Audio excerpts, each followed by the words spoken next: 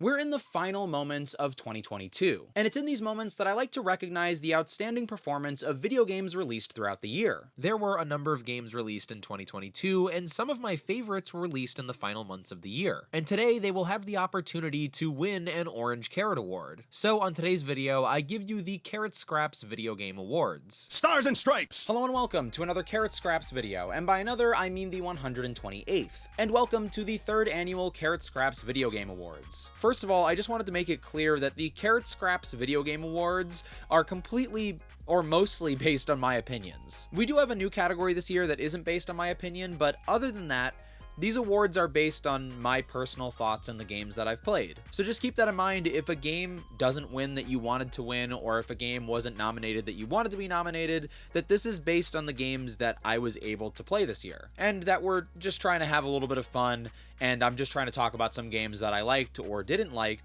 during 2022. We typically give out an Orange Carrot Award for the Orange Carrot Awards. I got a new one this year. It was to look beautiful and wonderful and regal to replace the original, but that was stolen by a mischievous entity in my home. If you've been keeping up with the videos, you know that a mischievous entity is in my home, and I haven't been able to find that or the original award. But no need to worry. We have a replacement award.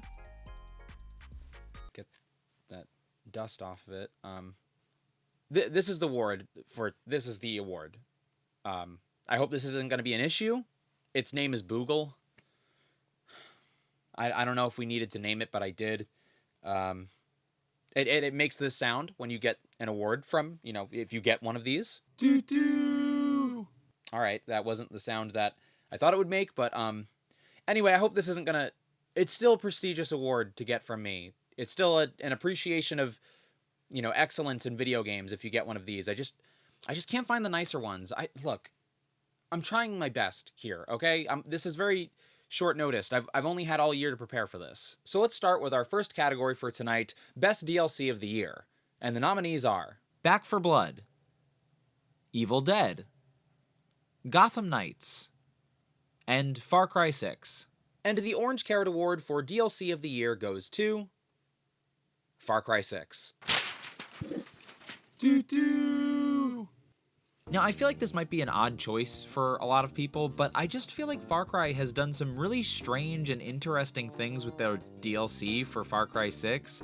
There's been a lot of really interesting collabs, from Rambo to Stranger Things, in addition to the references to their former villains that the franchise is kind of known for. In addition, while we did get paid DLC for Far Cry 6, a lot of the DLC was free, and they did a lot of free weekends during the year, and I just thought that was really interesting and very new for the franchise. Clearly, they're aiming for a live service market, but it was something interesting that they did, and I kind of am curious to see if they'll continue doing it in the future.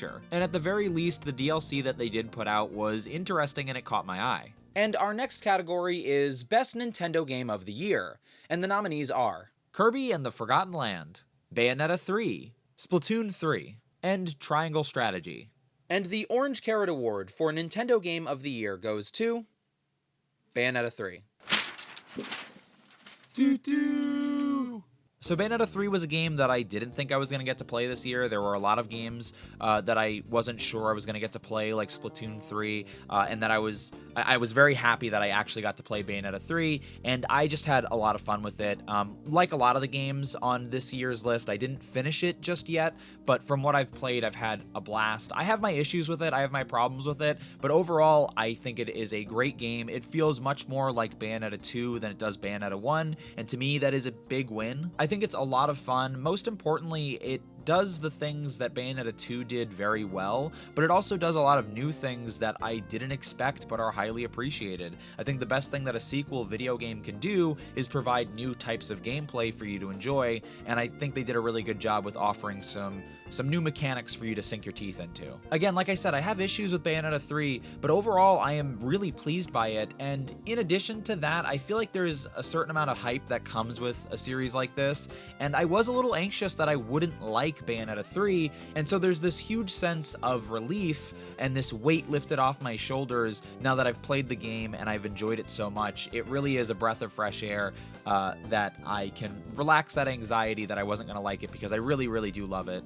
Bayonetta 3 is awesome. Definitely check it out if you're interested. So 2 things I wanted to mention before I moved on from this category. First of all, I just wanted to mention how much I love triangle strategy, and I think one of the only reasons it didn't win Best Nintendo Game for me was because I saw that it was available for other services like Steam, and so even though it might have been a Nintendo launch title, I don't know, it shook my confidence in giving it the award. Just know that I think it's an incredible game. And the second thing was, I was listening to myself talk about Bayonetta 3, and while I do have criticisms of the game, I feel like I undersold how much I love Bayonetta 3. I think this game is fantastic so far, and as I've continued to play while editing this video, I've only grown more and more in love with this new sequel. So I just wanted to once again reiterate that I don't just like this game, I really, really love it, and it totally deserves Best Nintendo Game of the Year. And our next category is the game that came out of left field. That's a game that I did not expect to like, but I totally did. And the nominees are Resident Evil 2 Remake, Resident Evil 3 Remake, Dead Space, and Dead Space 2. And the winner for Best Out of Left Field Game is Resident Evil Remake 2. Yeah, so one of my most recent videos is about the Resident Evil Remake trilogy, and I really gushed about the most modern remakes, which is Resident Evil 2 and Resident Evil 3, and it was just 2 specifically that really caught my attention, and while I like both, I think 2 is the better game of the 2 modern remakes, 2 and 3, and it just has so much to it. It really lays out the blueprint for what 3 will do as well, and it's just genuinely a fun, interesting, scary game that I think represents what I want Resident Evil to be in the future and in future titles. I think it's very rare that you get this good of a remake in the video game industry. I suppose in general, you know what I mean, when it comes to movies even. But in addition to that, it's very rare when you get a Resident Evil game that really hits this hard and that succeeds this much. And I'll definitely be playing Resident Evil 2 Remake more and more in the future and discovering new things about it and falling even more in love with it. And I'm really happy that even though I didn't play it for the first time this year, I'm happy that I rediscovered it in 2022.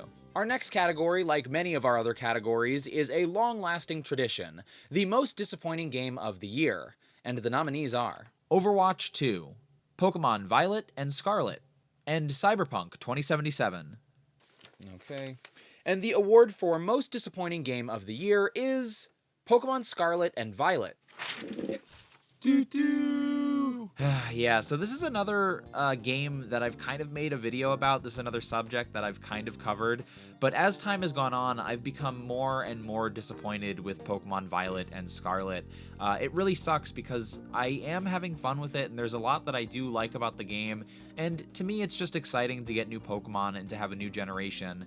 But there's no denying how poorly the game performs, and for me, the worst part about Scarlet, which is the version that I'm playing, isn't just that the game performs poorly, you know, that there are bugs and there are, again, performance issues, but also the design feels really poor, in my opinion.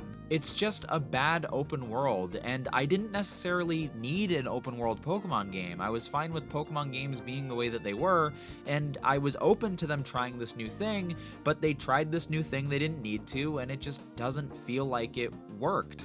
And I feel like they could have done a lot more to make it a more fulfilling open world experience. In addition, I feel like a lot of the game are these objectives that I'm not finding very interesting. Playing hide and seek before doing what I really want to do, which is the gym battle.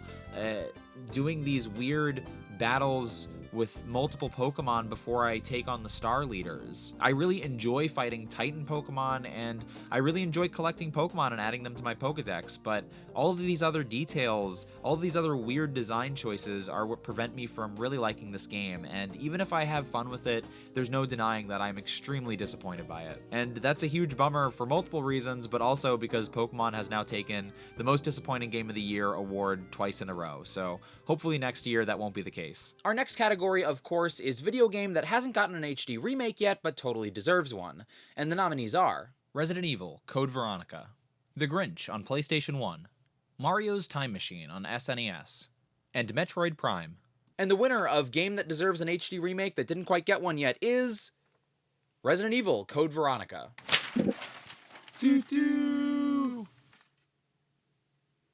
Why does it sound like that? Capcom has been doing an incredible job with these Resident Evil remakes recently, and we've gotten a lot of the classic games that are somewhat hard to acquire remade in the last couple of years with a really great engine and some really cool ideas when it comes to design philosophy. And while it's exciting to get Resident Evil 4 remade, I feel like one of the last games of that type that we've had remade, the original Resident Evil formula, is Code Veronica, a puzzle focused game that is very centered around these fixed camera angles and that is really at the dawn of Resident Evil lore, and that even happens very close to Raccoon City. Obviously, they are focusing on Resident Evil 4, but I really hope that that doesn't mean that they've moved on from the possibility of remaking Resident Evil Code Veronica, because I think a lot of people would be really excited about that possibility. And it's a game that I think a new audience would really enjoy. And our next category is game that did not come out this year, but game that I also didn't play until this year for the first time. And the nominees are New Super Lucky's Tale, Resident Evil 7, Resident Evil 0, and Paratopic. And the winner of game that did not come out this year but that I played for the first time this year is Resident Evil 7.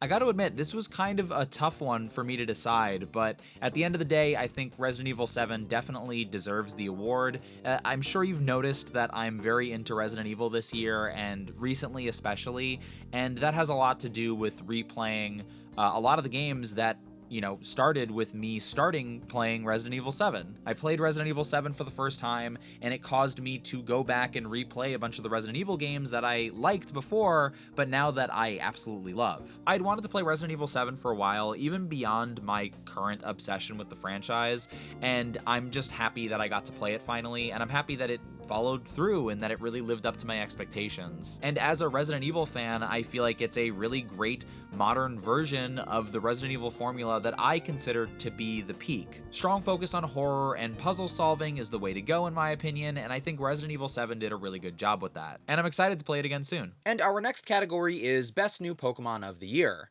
and the nominees are Gimmighoul, Klawf, Quaxley, and Paldean Wooper. And the award for Best New Pokemon of the Year goes to Klawf.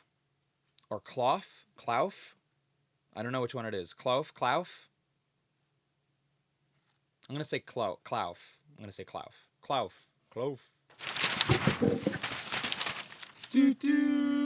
So I have like a thing for crab Pokemon. I don't know. There's something cute about them. I think they're very simple. I think they're very fun.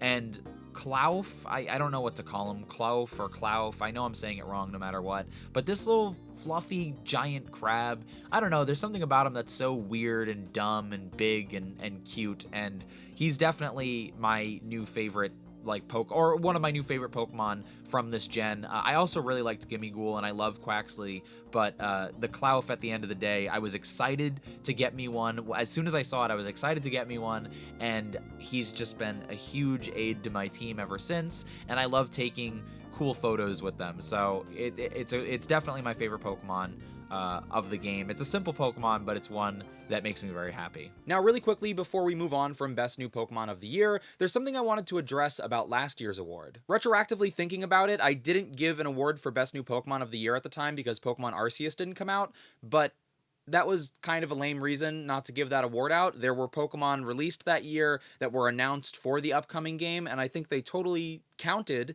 and there should have been an award given. So retroactively, let's give an award to Best New Pokemon of the Year 2021. And the Orange Carrot Award goes to Erdier, the evolution of Stantler from the Hisui region. Not much to say about that, I just think this Pokemon's cute, I love the Johto region, and it's always nice to get an expansion on those Pokemon. Moving on. There's just so much coming out here. So our next category is game that came out this year that I didn't play, but I totally wanted to. And the nominees are Sonic Frontiers, Mario plus Rabbids, Sparks of Hope, Pokemon Arceus, Nintendo Switch Sports, and Mario Strikers. And the award for game that came out this year that I didn't get to play, but I totally wanted to, goes to Pokemon Arceus. So there are a lot of categories on this year's Game Awards that I'm kind of conflicted on, but this is the one that I feel like I'm the least conflicted on, now that I've been able to play a lot of the games that I thought I wasn't going to, like Midnight Suns or Splatoon 3. Pokemon Arceus is a game that I really wanted to check out, but just unfortunately couldn't. It was a game that came out right when I was moving at the start of the year, and I just didn't have the disposable income for it, and then just a lot of other stuff happened throughout the year that prevented me from playing it. I really hope I get to play it in 2023. It absolutely looks fantastic, and especially when comparing it, at least visually and, review-wise, to Pokemon Scarlet and Violet, it makes me want to play it even more. The game looks really fun to play, it looks really interesting, it looks really unique for a Pokemon game, plus I love all the lore that's introduced, so I'm excited to check it out when I finally can.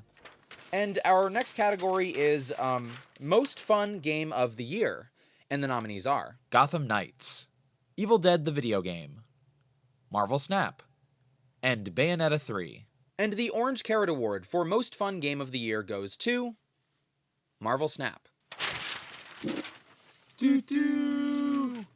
So Marvel Snap is an incredible game. You've heard me talk about it already on the channel if you're familiar with my videos.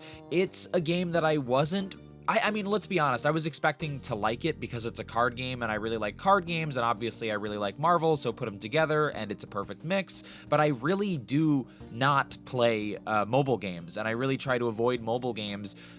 So I, first of all, was just so happy that it was on PC, and then second of all, was just so happy that I enjoyed the game so much.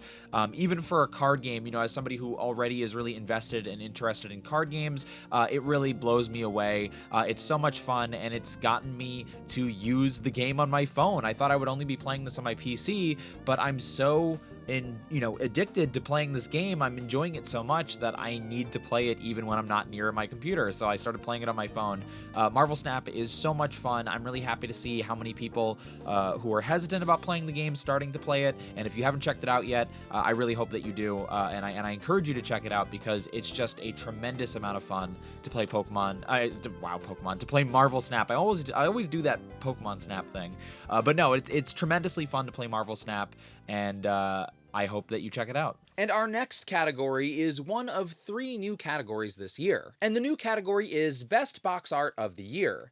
And the nominees are Dying Light 2, Stay Human, Scorn, Gotham Knights, Midnight Suns, and Pokemon Arceus. And the winner of the first new category, Best Box Art of the Year, goes to Scorn. So maybe this is just me, but in general, I feel like the box art era is kind of on the way out. I just haven't seen as much care put into cool box art over the years, and more often than not, I've kind of seen like poster-style cliches used for big AAA video game posters that eventually become the box art for the game, and so I thought it would be a good idea to honor that tradition and honor that art by giving it an award every year. And I think Scorn not only has captivating box art, but I think it generally has some really cool illustrated design that was used on the box for the game, but also in the promotion for the game. There's a part of me that feels like I could just stare at the cover for Scorn for as long as I could play it, and I think that's really powerful. I also think it does a good job of hooking the player and getting them interested in this mysterious and strange game. And our next category is the most prettyful game of the year. And the nominees are Ghostwire Tokyo, Scorn, Kirby: The Forgotten Land, and Gotham Knights. And the Orange Carrot Award for Most Prettyful Game of the Year goes to Scorn. But that game is a little gross. Now, I know this is going to sound like a strange award. Obviously, it's for the most pretty game, but I feel like Scorn is pretty in a very specific way. Also, I think that this is just a silly name for, most, best designed world, most visually appealing, most, aesthetically well-made world and visuals, and I think Scorn really knocked it out of the park. It's pretty and beautiful in the most morbid way. I think they created, their goal was to create something grotesque, and I think they really succeeded. They excelled, you know what I mean? If there's anything you could say positively about Scorn, it's that they really designed it the way that they wanted to. They designed it so, over probably exceeding their own expectations, and I feel like it's just truly unique. It's one of the few games that I can really say is a unique experience, and it's worth playing just for that. So maybe pretty isn't the best word for it, but I do think it's pretty in a particular sense, in a way that I've never seen something like it before, and I really do think that they were trying to make something unique and new and disturbing, and I've never... it's very rare when you get to see designers succeed on that front so thoroughly. So Scorn is definitely the prettiest asterisk game of the year for me. Our next category is yet another new category, and that is the best new soundtrack of the year. And the nominees are Scorn, Pokemon Scarlet and Violet, Triangle Strategy, and Splatoon 3. And the Orange Carrot Award for Soundtrack of the Year goes to Splatoon 3. So Splatoon has always had just fantastic music. It always earworms me. It feels very unique, and it reminds me a lot of stuff like Jet Set Radio Future and stuff like that.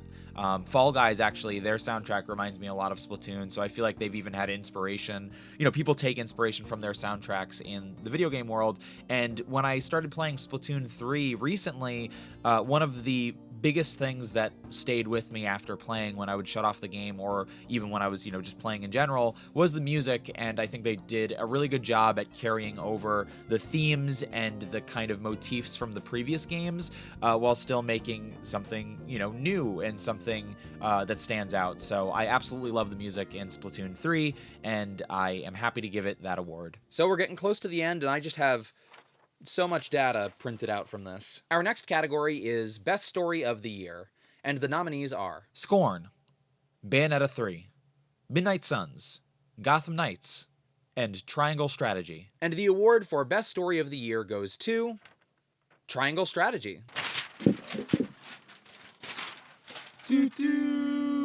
We're getting close to Game of the Year, and I'm going to talk about this more, but this is a really difficult year for me to decide. But one of the things that really stood out to me about Triangle Strategy, even though I loved so much about it and pretty much everything about the game, one of the things that stood out to me was the story. It's very rare when I just am willing to sit and watch what are essentially cutscenes for a while. I'm a very gameplay driven. It doesn't mean that I'm not willing to play games like that. It's just, it takes a lot to get me to be into that. And Triangle Strategy effortlessly got me invested in these cutscenes and the story and the world building of its world and of this game. I loved the gameplay of Triangle Strategy, and I had so much fun playing, but when I was done with a sequence, I was very excited to just kind of sit for 18 minutes to 26 minutes, maybe even a half hour of just people talking and listening to people talk, reading, navigating dialogue trees, learning about these characters, learning about these conflicts, and seeing some really difficult conflicts with not simple solutions. I really love the world of Triangle Strategy, and it's such an interesting part of the game that makes me want to play more to discover what else is going on in, the world of its characters. And I think characters are another big part of the game that really stand out to me and that make that story so appealing.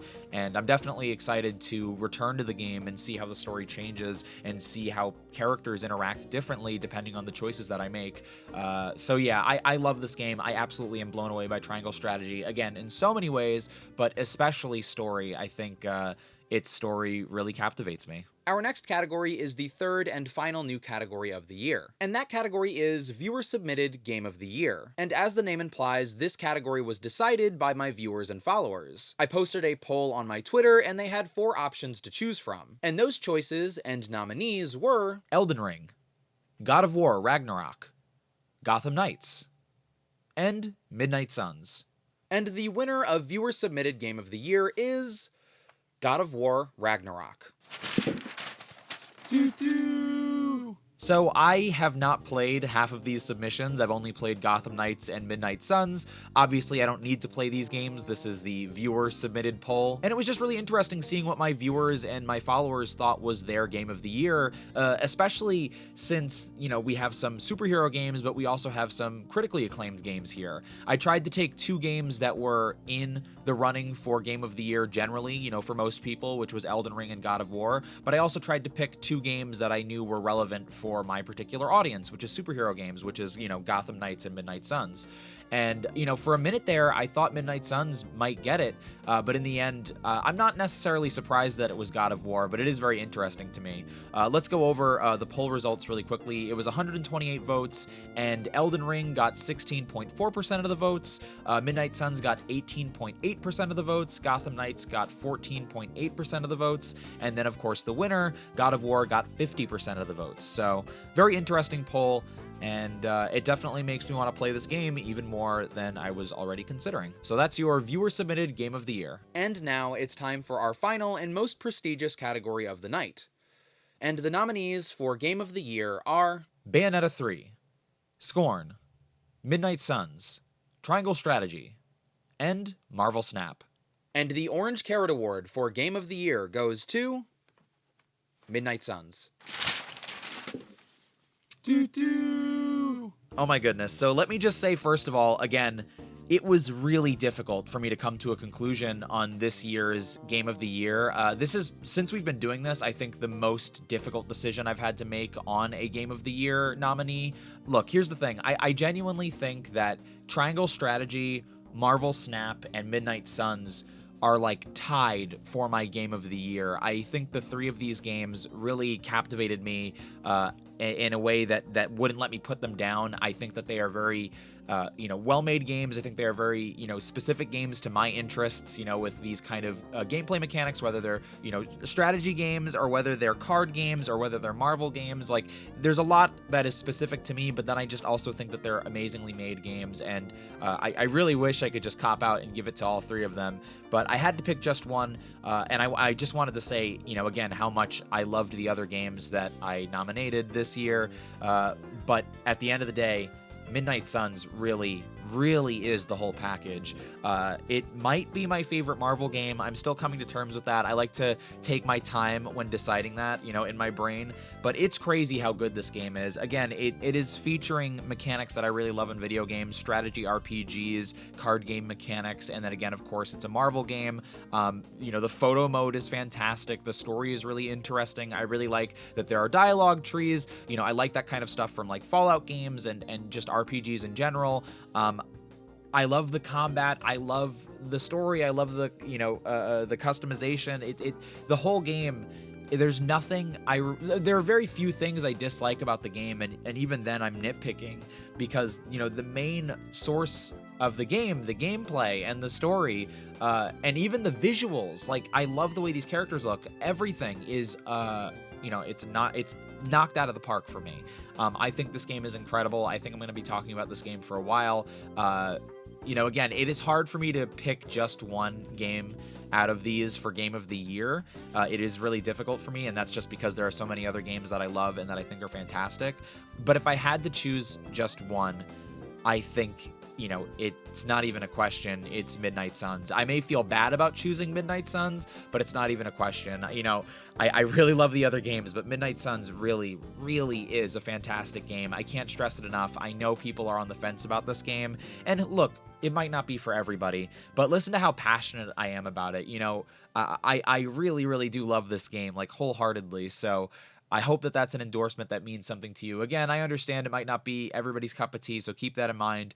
But it is a dream game. It is a dream Marvel game for me, and I'm surprised that it was made. I am happy that it was made, and I am excited to keep playing it and to continue to replay it. Now, before I go for today, I wanted to give a heartfelt thank you to everybody who has kept up with the channel, and I also wanted to talk to you about the future of the channel. So I wanted to give a heartfelt thank you to anyone who watches my content, whether you watch here on YouTube, whether you follow me on Twitter, or whether you check out my live streams on Twitch. Whether you're a longtime viewer or whether you just started recently, I genuinely really appreciate you taking the time to check out my content. I love being creative, and I love talking about these subjects that I'm passionate about. Superheroes, horror, video games, collectibles, nostalgia content. content. I'm just really enthusiastic about these things, and it makes me so happy that people care to check out the things that I'm excited about. And in general, I feel like as long as I'm entertaining or educating people, I'm succeeding at what I'm trying to do here. So I wanted to say thank you so much for taking the time to check out my stuff, and that there will be more stuff in the future. Obviously, this year, 2022, I tried a lot of new things on the YouTube channel and on my other social media in general, but specifically here, I tried to add a little bit more lore to the Carrot Scraps universe than I had previously. This was something new that I was trying, and essentially I wanted to call everything that was released in 2022 Season 1 of Carrot Scraps, whatever that means, and everything that came out prior to that, Season 0. And these were generally like peripheral stuff. I didn't want it to be the main focus of the channel. I just did it because it was fun or interesting to me. I just thought it was kind of weird or kind of cool. I like making weird things, so I did so. I know I started a lot of plot threads this year, and I didn't really conclude a lot of them, and I apologize for that. I can't promise that that's not going to be the case in the future. You know, there's a great chance that I won't finish a lot of the stories that I start telling here, and I just hope that you're patient with that. I'm going to try to, though. I'm going to try as best as I can to complete the little background stories that I do on the channel, like the, you know, little creature living in my house. But next year, I'm also going to try new things. I'm going to continue the things that I tried this year, but I'm also going to try new things, and I have new ideas that I want to play with and experiment with, both with the peripheral stuff like that, but also the kinds of content that I enjoy making and how I make it. So just fair warning, you know what I mean? I'm always going to be changing, and I'm always going to be trying new things. But more specifically, I just wanted to let you know that next year is also going to be somewhat of a drought of content, especially at the beginning of the year. At the start of 2023, my circumstances will be changing, and so it's going to be more difficult for me to make content the way that I have previously. Which doesn't mean that I'm going to stop making content, but it definitely means that my schedule is going to change a little bit. As I said in last year's video, hiatus is not the end for me. So I hope you're patient as those changes come, because I'm definitely still excited about making new content, even if it's not as easy for me to make as it was previously. Anyway, that's going to do it for this video. I want to thank you so much for watching. If for some reason you enjoyed this video, don't forget to give it a like and to subscribe to my channel for more. As regular viewers know, I make a variety of content on my channel, and I'm always going to make the videos that I want to make. But if you see something you enjoy, make sure to let me know, and I'll try to prioritize that kind of content in the future. Over on my Twitch channel, I typically play superhero games like Marvel Snap, Marvel's Avengers, and Gotham Knights, and occasionally I'll play a horror game like Resident Evil. So if that sounds interesting to you at all, make sure to check out my Twitch channel, twitch.tv/carrotscraps. In addition, all my other social media, Twitter, TikTok, and Instagram are at carrotscraps as well. Anyway, I want to thank you again so much for watching, and I'll see you soon.